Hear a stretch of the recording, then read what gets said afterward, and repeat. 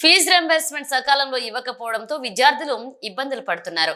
నిరుద్యోగ భృతి అన్నారు. లక్షలాది మంది నిరుద్యోగులను మోసం చేశారు. రాష్ట్రంలో పనులు పూర్తయిన మెడికల్ కాలేజీలను ప్రైవేట్ పరం చేసి పేదలకు వైద్య విద్యను దూరం చేస్తున్నారు. ఈ అంశాలపై మార్చి 12వ తారీఖున యువత పోరు పేరుతో రాష్ట్ర వ్యాప్తంగా వైఎస్ఆర్ కాంగ్రెస్ పార్టీ పెద్ద ఎత్తున ధర్నా నిర్వహిస్తోంది. ప్రతి కార్యకర్త ఈ కార్యక్రమంలో పాల్గొని విజయవంతం చేయాలని రాజ్యసభ సభ్యులు వైవి సుబ్బారెడ్డి కోరారు. మహిళా మనమ్మలందరికీ శుభాకాంక్షలు తెలియజేస్తున్నాను. ఈరోజు ప్రధానంగా రాష్ట్ర వ్యాప్తంగా యువకులు, నిరుద్యోగులు, విద్యార్థులు చాలా ఇబ్బందులు ఎదుర్కొంటున్న విషయం రాష్ట్ర వ్యాప్తంగా కూడా మనం అందరం కూడా చూస్తున్నాం. 3 ప్రధాన అంశాల కూటమి ప్రభుత్వం అమలు చేయనందువల్ల ఈ పరిస్థితి ఈరోజు విద్యార్థులకి, యువకులకి మన రాష్ట్ర వ్యాప్తంగా వచ్చింది. ఒకటి చాలా ప్రధానమైన అంశం, ఫీజు రీఎంబర్స్మెంట్ పథకం సకాలంలో విద్యార్థులకి ఫీజు రీఎంబర్స్మెంట్ రిలీజ్ చేయడం వల్ల చాలా ఇబ్బందులకు ఎదుర్కొంటున్నారు. ఇంకో ప్రధాన అంశం, కూటమి ప్రభుత్వం ఎలక్షన్స్కు ముందు నిరుద్యోగ భృతి ఇస్తామని చెప్పి నిరుద్యోగ భృతి ఇవ్వకుండా లక్షలాది మంది నిరుద్యోగ యువకుల్ని మోసం చేసిన పరిస్థితి. 3వ ప్రధాన అంశం, రాష్ట్ర వ్యాప్తంగా వైఎస్ఆర్ కాంగ్రెస్ పార్టీ అధికారంలో ఉన్నప్పుడు మా పార్టీ అధ్యక్షుడు జగన్మోహన్ రెడ్డి గారు ఎంతో ముందు చూపుతో రాష్ట్రంలో నాణ్యమైన వైద్యం పేదవాడికి అందుబాటులోకి తీసుకుపోవాలని చెప్పి 17 మెడికల్ కాలేజీలు స్టార్ట్ చేసి అందులో సుమారుగా 5 కాలేజీలు ప్రారంభోత్సవం కూడా చేసుకుని సీట్ అడ్మిషన్స్ కూడా స్టార్ట్ చేయడం జరిగింది. మిగతా 11 ఈ సంవత్సరం స్టార్ట్ చేయాల్సిన విధంగా పనులు కంప్లీట్ చేసినా కూడా వాటిని నిర్వీర్యం చేసి అవి కూడా పీపీపీ మోడ్లో ప్రైవేట్ వాళ్ళకి ఇచ్చి పేద విద్యార్థులకు అందుబాటులో లేకుండా చేసే ప్రక్రియ జరుగుతుంది. కాబట్టి ఈ 3 అంశాలపై రేపు మార్చి 12వ తారీఖున వైఎస్ఆర్ కాంగ్రెస్ పార్టీ ఆధ్వర్యంలో రాష్ట్ర వ్యాప్తంగా యువత పోరు పేరుతో పెద్ద ఎత్తున కార్యక్రమం చేపట్టడం జరిగింది. అన్ని జిల్లాల్లో జిల్లా కలెక్టరేట్ ఎదుట విద్యార్థులు, యువకులు అందరినీ సమీకరించుకొని మన పార్టీ నాయకులు, కార్యకర్తలు పెద్ద ఎత్తున ధర్నా కార్యక్రమం చేసి జిల్లా కలెక్టర్కి విజ్ఞప్తి పత్రాలు అందజేసే కార్యక్రమం తలపెట్టారు మన పార్టీ అధ్యక్షుడు జగన్మోహన్ రెడ్డి గారు. దీన్ని పెద్ద ఎత్తున విజయవంతం అయ్యేటట్టు ప్రతి ఒక్క కార్యకర్త ముందుండి 2 రోజుల ముందు నుంచే ప్లాన్ చేసుకొని ఎక్కడెక్కడ విద్యార్థులు ఉన్నారు వాళ్ళందరూ కూడా స్వచ్ఛందంగా ఈ కార్యక్రమంలో పాల్గొని ఈ కార్యక్రమం పెద్ద ఎత్తున విజయవంతం అయ్యేటట్టుగా చూడాలని చెప్పి ఈ సందర్భంగా అందరికీ విజ్ఞప్తి చేస్తున్నాం. ఇందులో 3 అంశాల్లో ప్రధాన అంశం ఫీజు రీఎంబర్స్మెంట్. గత 3 క్వార్టర్స్ నుంచి 3 త్రైమాసిక మాసాల నుంచి ఫీజు రీఎంబర్స్మెంట్ ఆపేసినందువల్ల విద్యార్థులు అసలు వాళ్ళ పరిస్థితి అగమ్యగోచరముగా తయారయ్యే పరిస్థితికి వచ్చింది. ఎందుకంటే యాజమాన్యం వాళ్ళని సర్టిఫికేట్ లేకుండా కాలేజీ నుంచి బయటికి పంపే పరిస్థితి వస్తే వాళ్ళు పోయి ఈరోజు వ్యవసాయం చేసుకొని కూలి పనులకు పోయే పరిస్థితి ఈరోజు రాష్ట్రంలో ఉంది. దీన్ని తక్షణమే రాష్ట్ర ప్రభుత్వం దిగొచ్చి మన పోరు తర్వాత అయినా దిగొచ్చి వాళ్ళకి ఫ్రీ రీయింబర్స్మెంట్ ఇచ్చే విధంగా మన పోరు, యువత పోరు పెద్ద ఎత్తున విజయవంతం చేయాల్సిన అవసరం ఉంది. ఎందుకంటే స్వర్గీయ రాజశేఖర రెడ్డి గారు ఉమ్మడి ఆంధ్రప్రదేశ్ రాష్ట్రం ఉన్నప్పుడు స్టార్ట్ చేసిన పథకం ఈ పథకం, ఫీజు రీయింబర్స్మెంట్ పథకం. పేదవాడికి నాణ్యమైన విద్య అందుబాటులోకి తీసుకురావాలి, డాక్టర్లు కావాలి, ఇంజనీర్లు కావాలి, కలెక్టర్లు కావాలని ఎంతో గొప్ప ఆశయంతో ఆయన స్టార్ట్ చేసిన పథకం. 2014 నుంచి 19 వరకు అప్పుడు కూడా అధికారంలో ఉన్న తెలుగుదేశం పార్టీ వాళ్ళు ఆ పథకాన్ని నిర్వీర్యం చేసిన కార్యక్రమం మనం చూసాం.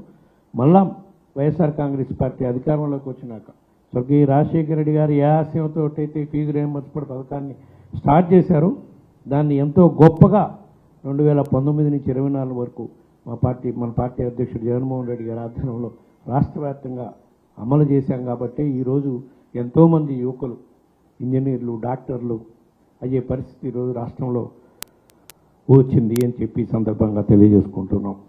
ఇంకో ప్రధాన అంశం ఇందాకనే మనం అనుకున్నాం, యువత పోరులో రేపు మన 12వ తారీఖు మనం చేపట్టబోయే యువత పోరులో రెండో అంశం నిరుద్యోగ భృతి. కూటమి ప్రభుత్వం అఫ్కోర్స్ 2014లో కూడా చెప్పారు, మళ్ళా 2024లో కూడా చెప్పి నిరుద్యోగ యువకుల్ని ఏ విధంగా మోసం చేశారో, దానివల్ల వాళ్ళు ఎంత నష్టపోతున్నారో అనేది రాష్ట్ర వ్యాప్తంగా నిరుద్యోగ యువకుల్లో చైతన్యం తీసుకురావడం కోసం అప్పుడైనా ఈ ప్రభుత్వం కళ్ళు తెరిచి, ఎందుకంటే ఇప్పటి వరకు పోయిన బడ్జెట్లో పెట్టలేదు, ఇప్పుడు ఈ బడ్జెట్లో కూడా నిరుద్యోగ భృతికి 3,000 రూపాయలు ఇస్తామని చెప్పి వాళ్ళు మేనిఫెస్టోలో చెప్పి ఎల్లో మీడియా రాష్ట్ర వ్యాప్తంగా ఎలక్షన్ల ముందు వదలగొట్టడం జరిగింది. అధికారంలోకి వచ్చి ఇప్పటికి సుమారుగా 10 నెలలు అవుతుంది. ఈ రోజుకి ఎక్కడా కూడా ఒక నిరుద్యోగ భృతి లేదు, అదేవిధంగా ఉద్యోగాలు ఇచ్చే ఆలోచన కూడా అసలు చేసే పరిస్థితి ఈరోజు కూటమి ప్రభుత్వం లేదు. కాబట్టి దీనిపై కూడా పెద్ద ఎత్తున ఉద్యమించాల్సిన అవసరం ఉంది. కాబట్టి ఈ 12వ తారీఖు జరిగే కార్యక్రమంలో ఇది కూడా ఒక ప్రధాన అంశం అని చెప్పి ఈ సందర్భంగా తెలియజేసుకుంటున్నాం. మూడవ ప్రధాన అంశం medical college. YSR Congress party అధికారంలో ఉన్నప్పుడు 2019 నుంచి 24 మధ్యలో పేదవాళ్ళకి నాణ్యమైన వైద్యం, నాణ్యమైన వైద్య విద్య అందుబాటులో చేయాలి అని చెప్పి రాష్ట్ర వ్యాప్తంగా అప్పటి వరకు మనకి కేవలం 11 మెడికల్ కాలేజీలు ఉన్నాయి.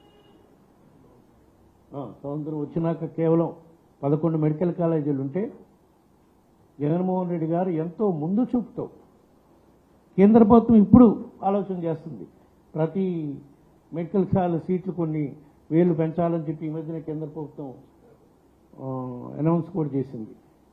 బట్ మన పార్టీ అధ్యక్షుడు జగన్మోహన్ రెడ్డి గారు 2019లోనే ఆలోచన చేసి వైద్య రంగంలో విపరీతమైన మార్పులు తీసుకురావాలి, దానికి ప్రధానంగా మనం పేదవాడికి, గిరిజన ప్రాంతాల్లో ఉండే ప్రజలకి, ఎస్సీస్కి, దూర ప్రాంతాల్లో ఉండే వాళ్ళకి నాణ్యమైన వైద్య విద్య అందించడం కోసం 17 మెడికల్ కాలేజీలు స్టార్ట్ చేసి, ఆ మెడికల్ కాలేజీల్లో 5 మెడికల్ కాలేజీలు అడ్మిషన్స్ కూడా అయిపోయి సీట్లు కూడా లాస్ట్ ఇయర్ 1 ఇయర్ కోర్సు కూడా కంప్లీట్ చేసుకోవడం జరిగింది. మిగతా 11 కూడా ఇప్పుడు ఈ సంవత్సరం ప్రారంభించాల్సి ఉంటే అన్ని సివిల్ పనులు అయిపోయినాయి. కొన్ని హాస్పిటల్స్లో అయితే ఎక్విప్మెంట్ కూడా ఫిక్స్ చేయడం కూడా జరిగింది. ఇటువంటి పరిస్థితుల్లో కూటమి ప్రభుత్వం వాళ్ళ స్వార్థ ప్రయోజనాల కోసం PPP మోడ్ అని పెట్టి అవన్నీ కూడా ప్రైవేటైజ్ చేసే కార్యక్రమం చేస్తున్నారు. దీనివల్ల మన రాష్ట్రంలో ప్రజలు, మరీ ముఖ్యంగా మారుమూల ప్రాంతాల్లో ఉండే ప్రజలు ఈ హాస్పిటల్ ప్రైవేటైజ్ చేయటం వల్ల ఉచితంగా వైద్యం అందుబాటులో తేవాలని ఎంతో గొప్ప ఆలోచనతో జగన్మోహన్ రెడ్డి గారు ఈ కార్యక్రమం మొదలుపెట్టారో ఆ కార్యక్రమం నిర్వీర్యమైపోయే పరిస్థితి ఉంది. కాబట్టి ఈ అంశంపై కూడా పెద్ద ఎత్తున రేపు మార్చి 12వ తారీఖు చేయబోయే పోరులో ఈ 3 అంశాలపై పోరుని పెద్ద ఎత్తున విజయవంతమయ్యేటట్టు, మరీ ముఖ్యంగా 3 అంశాలు కూడా విద్యార్థులకి, యువకులకి, పేదలకి సంబంధించిన అంశాలు. కాబట్టి 3 అంశాలను కూడా పెద్ద ఎత్తున ప్రజల్లోకి తీసుకెళ్ళి, ఎందుకంటే ఈరోజు 8వ తారీఖు ఇంకా కేవలం 4 రోజులు ఉంది. 4 రోజుల్లో కూడా ప్రజల్లోకి తీసుకెళ్ళి మరి కార్యకర్తలను రాష్ట్ర వ్యాప్తంగా యువత పోరు అనే కార్యక్రమం మార్చి 12వ తారీఖు అన్ని జిల్లా హెడ్ క్వార్టర్లో పెద్ద ఎత్తున విజయవంతమైనట్టు చేయాల్సిన అవసరం ఉందని చెప్పి ఈ సందర్భంగా తెలియజేసుకుంటూ, ఇక్కడ ఇంకో ప్రధాన అంశం కూడా మనం గుర్తుంచుకోవాల్సి ఉంది. ఆల్రెడీ మన పార్టీ కార్యకర్తలందరికీ, వైఎస్ఆర్ కుటుంబ సభ్యులందరికీ కూడా గుర్తే ఉంటుంది.